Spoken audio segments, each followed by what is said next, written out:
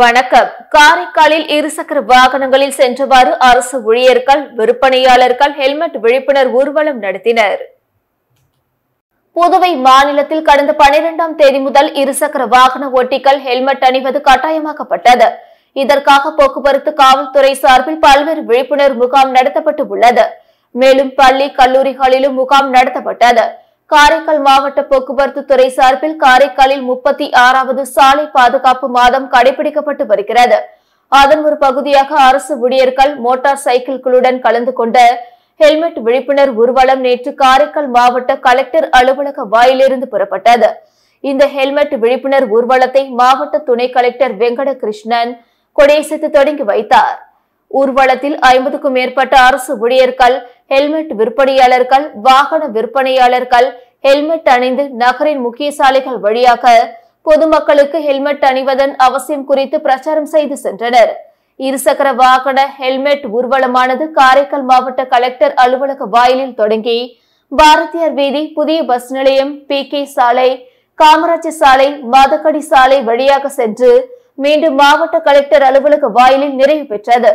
இந்நிகழ்ச்சியில் மாவட்ட கலெக்டரின் செயலர் பொன் பாஸ்கரன், வட்டார போக்குவரத்து அதிகாரி பிரபாகர ராவ், உதவி மோட்டார் வாகன ஆய்வாளர் தட்சிணாமூர்த்தி மற்றும் பலர் பங்கேற்றனர். புதுச்சேரியில் சேதமடைந்த சாலைகள் அனைத்தும் ஒப்பந்ததாரர்கள் செலவில் சீரமைத்து தரப்படும் என பொதுப்பணித்துறை தெரிவித்துள்ளது. இதுகுறித்து புதுச்சேரி பொதுப்பணித்துறை அமைச்சர் அலுவலகம் வெளியிட்டுள்ள செய்திக்குறிப்பில், பொதுப்பணித்துறை புதுவை பிராந்தியத்தில் 456.86 கிலோமீட்டர் நீளமுள்ள தார் சாலைகளை பராமரித்து வருகிறது.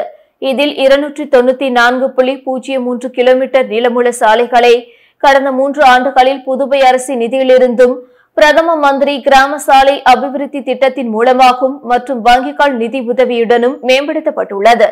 இந்த சாலைகளை மேம்படுத்த ஒப்பந்த புள்ளிகள் கோரப்பட்ட போது 1 முதல் 5 ஆண்டுகள் வரை ஒப்பந்ததாரர்கள் பராமரிப்பு செய்யும்படி ஒப்பந்தம் போடப்பட்டுள்ளது. அதன்படி சேதங்கள் ஏற்பட்ட சாலைகள் அவ்வப்போது பராமரிப்பு செய்யப்பட்டு வருகிறது. கடந்த 3 ஆண்டுகளில் 71 தார் சாலை பணிகள் செய்ய 257.76 கோடி செலவிடப்பட்டுள்ளது. இவற்றில் 20 பணிகள் 1 ஆண்டு பராமரிப்பும், 30 பணிகள் 3 ஆண்டு பராமரிப்பும், 21 பணிகள் 5 ஆண்டுகள் பராமரிப்பும் செய்யப்பட வேண்டும். பராமரிப்பு பணிக்காலத்தில் ஏற்படும் எல்லா விதமான சாலை சேதங்களையும் பராமரிக்க ஒப்பந்ததாரர்களுக்கு நோட்டீஸ் அனுப்பப்பட்டு பராமரிப்பு பணிகள் மேற்கொள்ளும்படி அறிவுறுத்தப்பட்டுள்ளது. இப்பணிகளில் பிரதம மந்திரி கிராம சபை அபிவிருத்தி திட்டத்தில் வரும் பணிகள் தவிர்த்து ஒப்பந்ததாரர்கள் அவர்களுடைய சொந்த செலவில் செய்யப்பட வேண்டும். தவறினால் அத்தகைய சேதங்கள் துறையின் மூலம் சரி செய்யப்பட்டு அதற்குண்டான தொகையை அப்பணிக்காக ஏற்கனவே பிடித்தம் செய்யப்பட்டுள்ள வைப்பு தொகையில் பிடித்தம் செய்யப்படும்.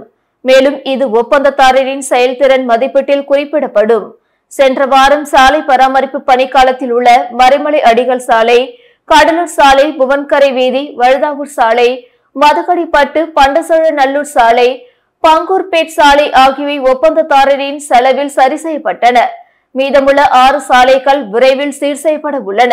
தற்பொழுது கிழக்கு கடற்கரை சாலை, நகர பகுதியில் உள்ள முசை வீதி, திருவள்ளுவர் சாலை, கடலூர் சாலை, எல்லைப்பிள்ளை சாவடி சாலை மற்றும் ஏம்பலம் வடகரை சாலை, அரியூர் செம்பியபாளையம் சாலை, சிவராந்தகம் சாலை, கிழூர் சாலை, மதகடிப்பட்டு, பண்டசோழநல்லூர் பெஞ்சல் புயல் மற்றும் வெள்ளம் காரணமாக சேதமடைந்துள்ளது. தற்போது அரசு உத்தரவின்படி பொதுப்பணித்துறை சேதமடைந்த பழைய தார் சாலைகளை மேம்படுத்த நடவடிக்கை எடுத்து வருகிறது என்று அதில் கூறப்பட்டுள்ளது. காரைக்காலில் இருந்து கடலுக்குள் மீன்பிடிக்க சென்ற காரைக்கால் தமிழக மீனவர்கள் 13 பேரை இலங்கை கடற்படையினர் கைது செய்தனர்.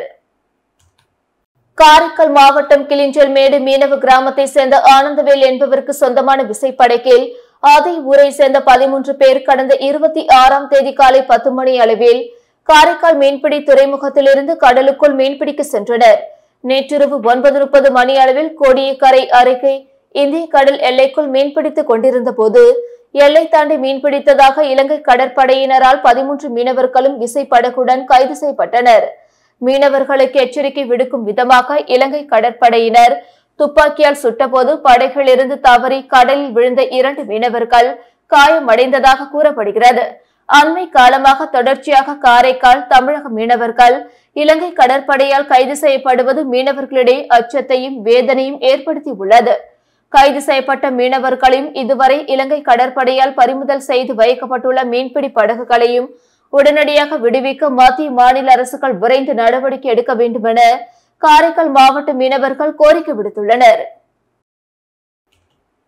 புதுச்சேரி அரசு கல்வித்துறை சார்பில் வட்டம் 4 சின்ன கரையாம்புத்தூர் அரசு தொடக்கப்பள்ளியில் குடியரசு தின விழா சிறப்பாக கொண்டாடப்பட்டது. புதுச்சேரி அரசு கல்வித்துறை சார்பில் வட்டம் 4 சின்ன கரையாம்புத்தூர் அரசு தொடக்கப்பள்ளியில் இந்த ஆண்டுக்கான மாணவர் மற்றும் பெற்றோர் கூட்டம் நடத்தப்பட்டது. இந்த கூட்டத்தில் பள்ளி மேலாண்மை குழு தலைவி விஜயலட்சுமி, சின்ன கரையாம்புத்தூர் அங்கன்வாடி ஒருங்கிணைப்பாளர் காமாட்சி, நடத்துனர் சாமுண்டீஸ்வரி மற்றும் பெற்றோர்கள் மாணவர்கள் கலந்து கொண்டனர். இக்கூட்டத்திற்கு பள்ளியின் தலைமை ஆசிரியர் திரு ஆறுமுகம் அவர்கள் தலைமை தாங்கினார். கூட்டத்தில் பள்ளியின் இந்த ஆண்டுக்கான செயல்பாடுகள் பற்றி விவாதிக்கப்பட்டது. தொடர்ந்து அனைத்து மாணவர்களுக்கும் குடியரசு தின நல்வாழ்த்துக்கள் கூறிய பள்ளி தலைமை ஆசிரியர் மாணவர்களுக்கு இந்திய குடியரசு தின கொண்டாட்டம் பற்றி விளக்கினார். தொடர்ந்து ஆசிரியை பூங்குழலி குடியரசு தினம் பற்றி சிறப்புரையாற்றினார். மேலும் பள்ளி மாணவர்கள் தங்களுடைய கட்டுரைகளை வாசித்தனர். அதனைத் தொடர்ந்து பள்ளி வளாகத்தில் இந்திய தேசிய கொடி ஏற்றப்பட்டு அனைத்து மாணவர்கள் மற்றும் பெற்றோர்களுக்கு இனிப்புகள் வழங்கி கொண்டாடப்பட்டது.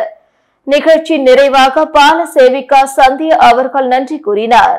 விழாவின் நிறைவில் தேசிய கீதம் பாடப்பட்டு விழா நிறைவு பெற்றது. சின்ன கரையாம்புத்தூர் அரசு தொடக்கப்பள்ளி நடைபெற்ற இந்த குடியரசு தின விழாவில் பெற்றோர்கள், மாணவர்கள், ஆசிரியர்கள் திரளாக கலந்து கொண்டனர்.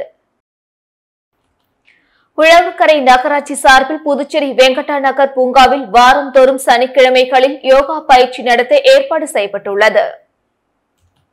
இது தொடர்பாக உழற்கரை நகராட்சி ஆணை சுரேஷ்ராஜ் வெளியிட்டுள்ள அறிக்கையில், உழற்கரை நகராட்சிக்குட்பட்ட வெங்கடா நகர் நகராட்சி பூங்காவில் பொதுமக்களின் ஆரோக்கிய வாழ்வுக்காக திறந்தவெளி உடற்பயிற்சி கூடம் மற்றும் யோகா பயிற்சி போன்ற உள்கட்டமைப்புகள் உருவாக்கப்பட்டுள்ளது. இதில் திறந்தவெளி உடற்பயிற்சி கூடம் பொதுமக்களிடம் நல்ல வரவேற்பை பெற்றுள்ளது. மேலும் சில கட்டமைப்பு பணிகளும் நடைபெற்று வருகிறது.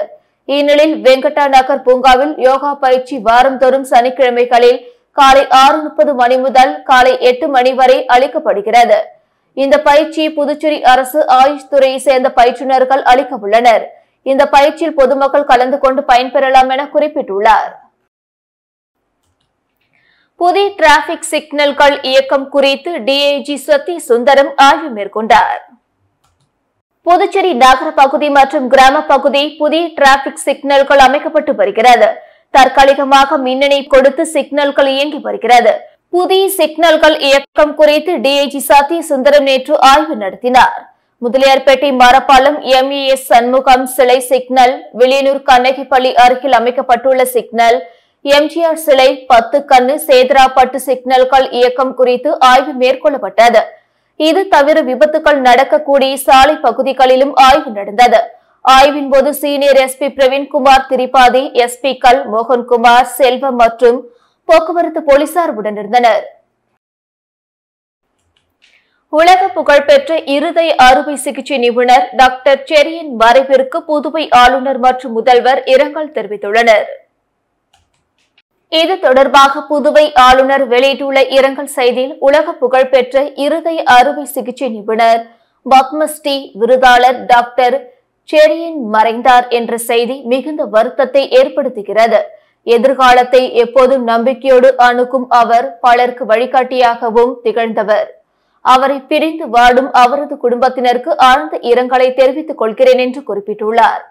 புதுவை முதல்வர் வெளியிட்டுள்ள இரங்கல் செய்தியில், புகழ்பெற்ற இதய அறுவை சிகிச்சை நிபுணரும் எனது நண்பருமான மருத்துவர் செரியன் மறைவு எனக்கு பேர் அதிர்ச்சியை ஏற்படுத்தியுள்ளது.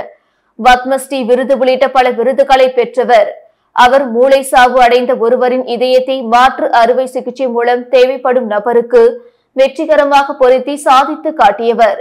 அவரை இழந்து வாடும் குடும்பத்தாருக்கும் அவரை சார்ந்த அனைவருக்கும் எனது ஆழ்ந்த இரங்கலை தெரிவித்துக் கொள்கிறேன் என்று குறிப்பிட்டுள்ளார்.